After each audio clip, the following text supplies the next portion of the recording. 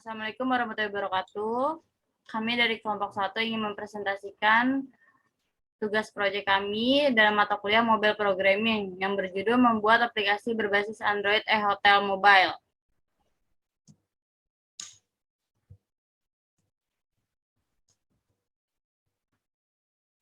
Di sini ada beberapa anggotanya yang terdiri dari Raden Darulyugu, Maulana Afif Kadafi, Angelita Tangku Bolon, Leni Mardianti, dan saya sendiri Nadia Liza Fitri.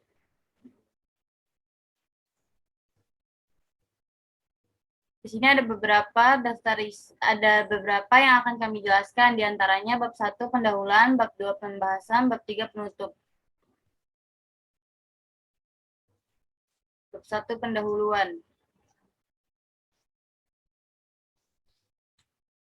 Latar belakang hotel merupakan salah satu bentuk pelayanan publik yang menawarkan suatu jasa dalam menyediakan tempat tinggal yang bersifat sementara dalam waktu tertentu bagi siapa saja yang memerlukan. Biasanya yang ingin menginap di suatu hotel adalah orang-orang yang sedang berpergian pada suatu daerah tersebut, di mana orang-orang tersebut berasal dari daerah yang tidak sama dengan hotel yang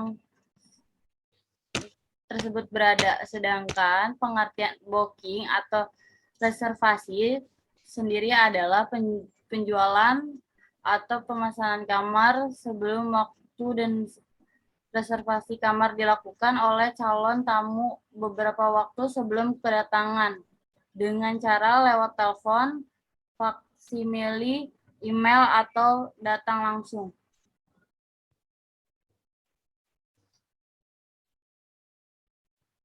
Rumusan masalah, maka dapat disimpulkan bahwa rumusan masalah yang didapat berupa sebagai berikut. 1. Apakah dalam perancangan dan pembuatan aplikasi untuk smartphone berbasis Android agar mempermudah mengakses mahasiswa dengan menggunakan Android Studio dan plugin Android. 2. Bagaimana cara mengoperasional Android Studio dengan plugin Android. 3. Sebagai sebuah aplikasi yang digunakan melalui smartphone berbasis Android. Selanjutnya akan dilanjutkan oleh Leni Mardianti.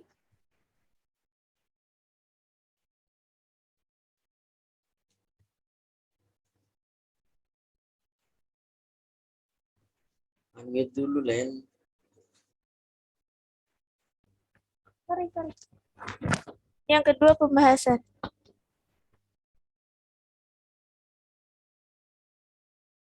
Pembahasan yang A, pengertian Android. Android merupakan operating system atau OS berbasis Linux yang sifatnya open source. Andy Rubin adalah orang di balik OS ini. Tahun 2003, ia bersama dengan kawannya mengumumkan perusahaan Android Inc. yang bertempat di California. Kemudian, Google secara penuh membelinya pada tahun 2005. Saat ini, Android digunakan sebagai sistem operasi untuk perangkat mobile atau bergerak seperti smartphone, smartwatch, dan lainnya.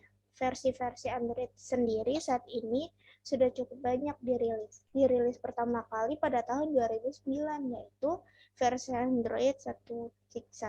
Uniknya, hampir semua versi Android menggunakan nama makanan.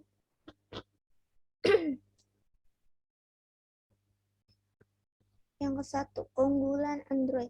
Keunggulan Android cukup banyak, antaranya yang pertama, Android merupakan sistem operasi yang open source sehingga banyak sekali orang-orang yang mengembangkan aplikasi untuk Android.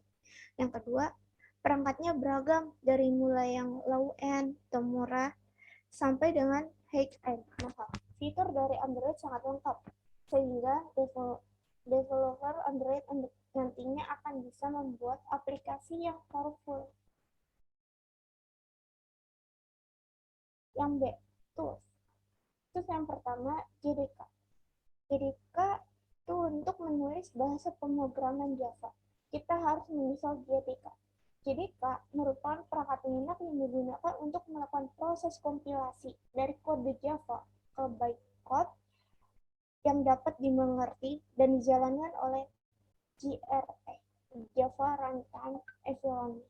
Itu artinya sebelum menginstal Android Studio, dan melakukan proses pengodingan menggunakan bahasa pemrograman Java.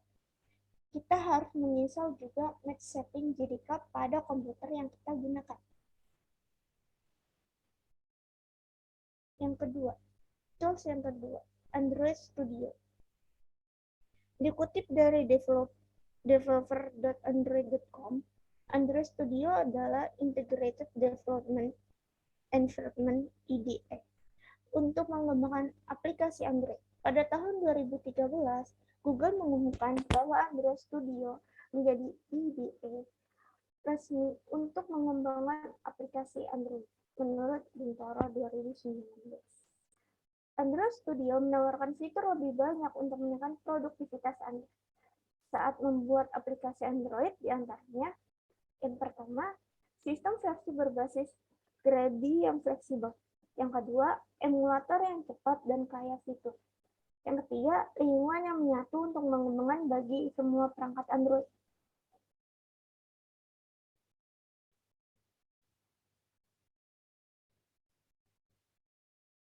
Selanjutnya, pada dipersilakan.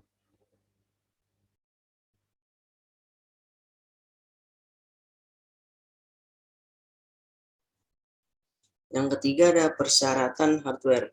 Spesifikasi hardware minimum yang bisa digunakan untuk menjalankan Android Studio dikutip dari web resmi Android, yaitu yang pertama menggunakan Windows 7, 8 ataupun 10 dan juga bisa di 32 atau 64 bit. RAM minimumnya yaitu 3 GB. RAM yang disarankan untuk menjalankan hardware ini yaitu 8 GB ditambah 1 GB untuk emulator Android. Yang ketiga, ruang disk minimum yang tersedia 2 GB. Disarankan yaitu 4 GB 500 MB untuk IDE plus 1,5 GB untuk Android SDK dan gambar sistem emulator. Yang keempat, resolusi layarnya yang diperlukan yaitu minimum 1280 x 800. Dan yang terakhir untuk emulator akselerasi sistem operasi 64 bit dan prosesornya Intel dengan dukungan untuk Intel FTX, Intel M64T, Intel 64 dan fungsionalitas execute disable.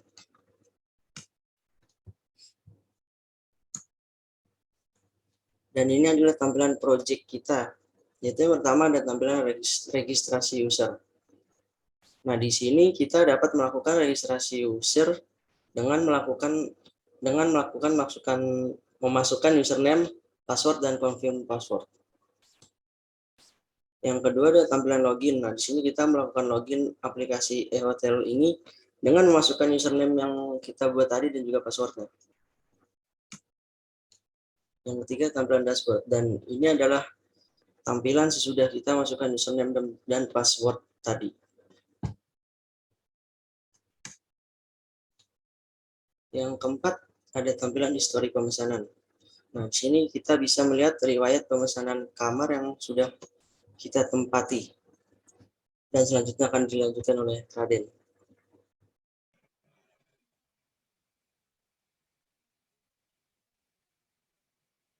Yang kelima ada tampilan booking kamar. Tampilan ini gunanya untuk memesan kamar dan mengisi waktu check-in dan check-out-nya. Sesuai tanggal check-in dan check-out-nya. Next. Yang keenam ada tampilan edit pemesanan kamar. Nah, fungsi ini untuk mengedit atau mengubah pesanan kamar. Mau dirubah tanggal atau nama, dan lain-lain. Next. Yang ketujuh ada tampilan list kamar yang berhasil dipesan. Menu ini berfungsi untuk melihat kamar yang sudah dipesan, yang sudah berhasil dipesan. Next.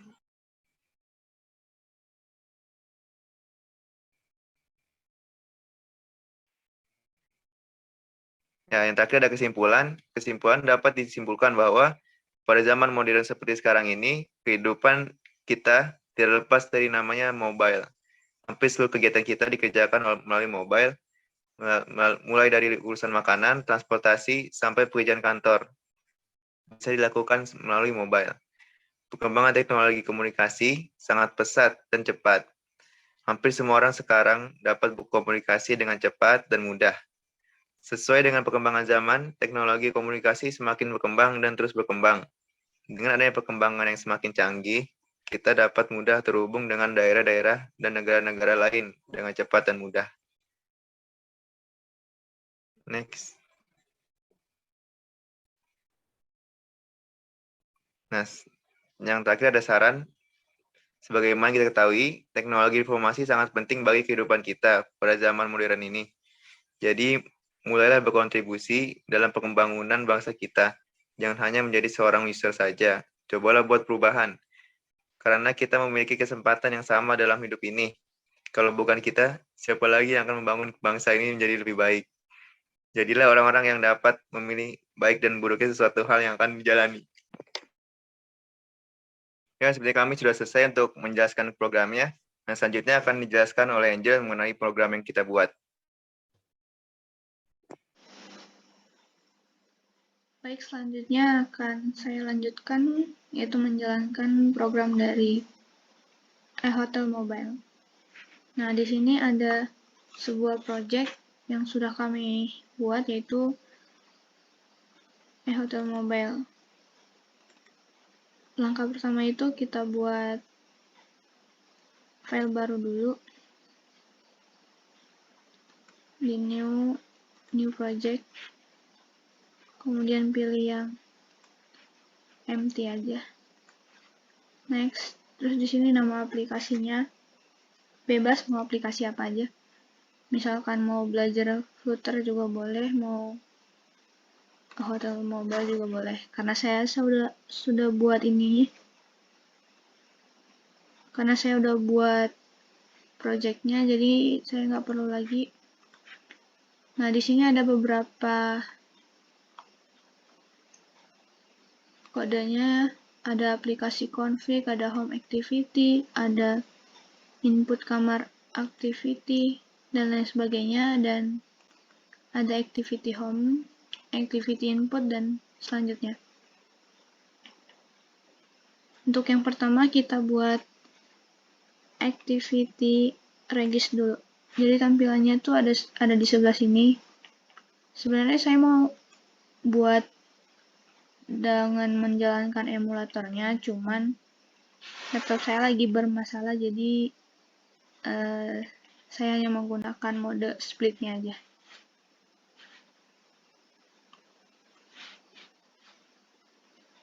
Langkah pertama yaitu kita registrasi dulu.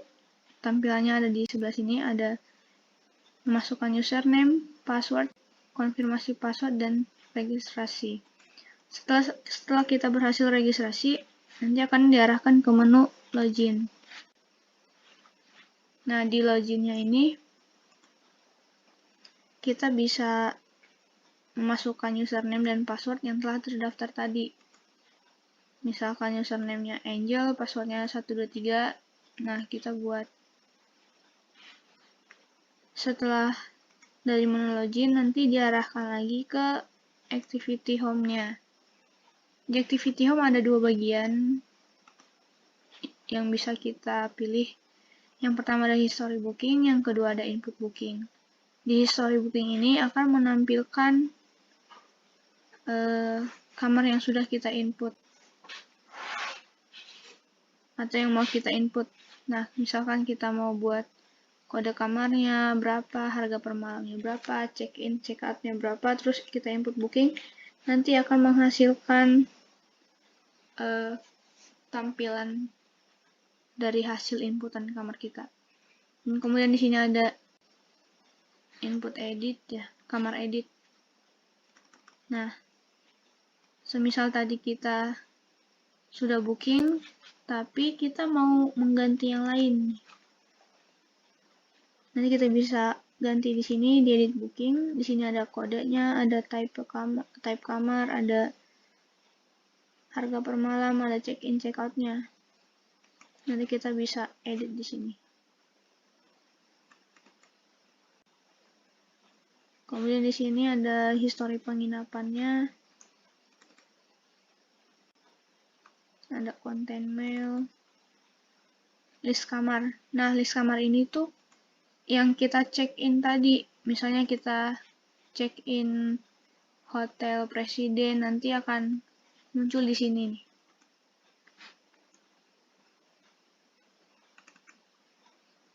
Dan kemudian kita memerlukan berbagai drawable untuk ini. Di sini saya udah banyak buat ini, buat layoutnya, buat backgroundnya, buat gambar yang diperlukan lah. Ada cover, ada checkout, ada check-in, ada kalendernya, ada background loginnya. Nah, ini semua itu untuk gambar yang kita butuhkan dalam projectnya. Jadi kita perlu input gambar sendiri.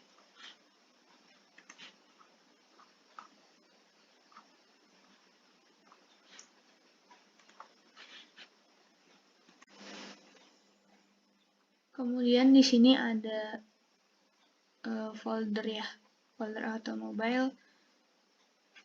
Kita buatnya dari Visual Studio Code. Ini sebagai penghubung database ke projectnya. Nah, di sini ada db config-nya, ada delete data, semisal kita mau ngedelete data yang kita buat. Kemudian ada listnya, list data, ada login juga, ada registrasi, dan ada save data. Adapun localhost-nya, database-nya yang udah kita buat dari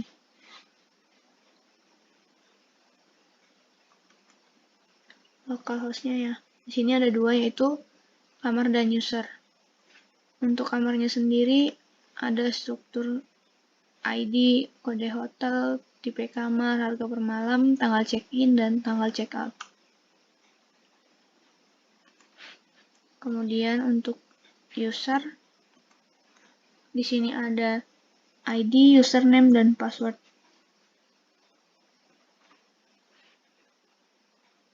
Jadi langkah pertama itu buat Visual Studio Code-nya dulu, kita buat database-nya, kita buat kodenya dulu di Visual Studio Code. Nah, habis itu baru kita ke Android Studio buat menjalankan programnya. Sekian dari kelompok kami. Mohon maaf jika ada kesalahan dalam pembuatan perkataan dari kelompok kami. Sekian dan terima kasih.